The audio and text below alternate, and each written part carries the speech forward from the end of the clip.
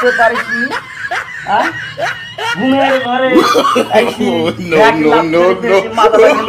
সবগুলো ভাঙি কুচি হয়ে গেছে।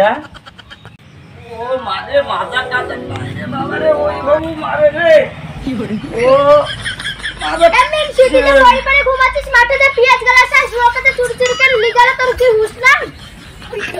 যা যাই বলগা তোর গরুকে যাই বলগা মাঠে যে পেঁয়াজ গেলা তুলতে, আমি পারবো না।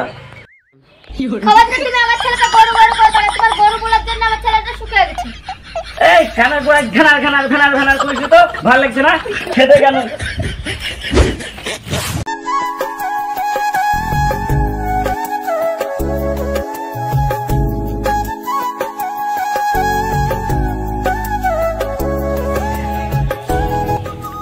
আব্বা কুড়িয়েছে গো। বাপ খেতে যাবো রে একটু। আব্বা বোধহয় আজকে আরো বাড়িতে বসাইন দিই। থামো আমরা যাবো খেতে। সূর্যটা কোন দিক উঠিতে রে বাপ?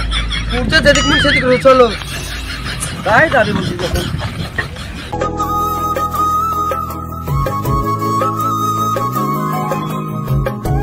বাবা ঠিক হবো আসি। আয় বাবা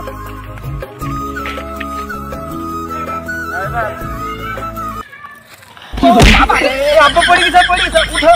দেখে শুনে তুমি যাতে পারো না। ও বাবা রে মাথা গেল রে বাবা। চলো হাঁটো। তোর মা একবার ছেলেতে আমার মাথাটা গেছে বাবা। এখানে নো এখানে আছে রে বাপ, এখানে আসে।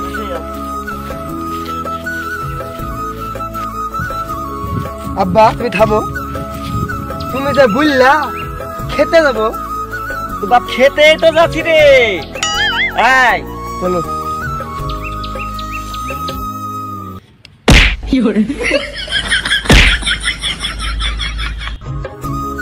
আব্বা থামো। ওই দেখো মাফিকুল। চল আমরা খেতে লি যাই। তো মহা মুশকিলে বললাম রে। যা এই তিনগুলো তো ভালোই হবে তাহলে। এই ছোড়া মাফিকুল রে চলো। এটা আব্বা খেতে যাচ্ছে, আমরাও খেতে যাই। হ্যাঁ চল আব্বা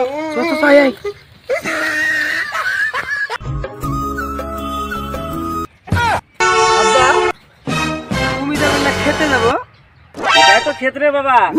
তোর মা বুঝলো লোকে বলে নাকি তো চুরি কিনে বলে পেঁয়াজ আমার চুরি হয়ে যাবে, সবই চলে যাচ্ছে বলে। ওই জন্য পেঁয়াজটা তোলার জন্য আসলো। তুইও সাত ধরলে তো মাফিকুল গেলে আসলে তিনজনের হাতে পাতে হয়ে তোমার পেজে মুইতি দি। ঠিক আছে তুমি থাকো, আমরা পারবো না। না এই ছেলেপিলি গেলি আর সংসার করবো। ওর মাকে তো আমি কথাটা এমনি বললাম না। গরু তৈরি গেছে, গরু আমাকে কিনতে হবে। আর কি করবো?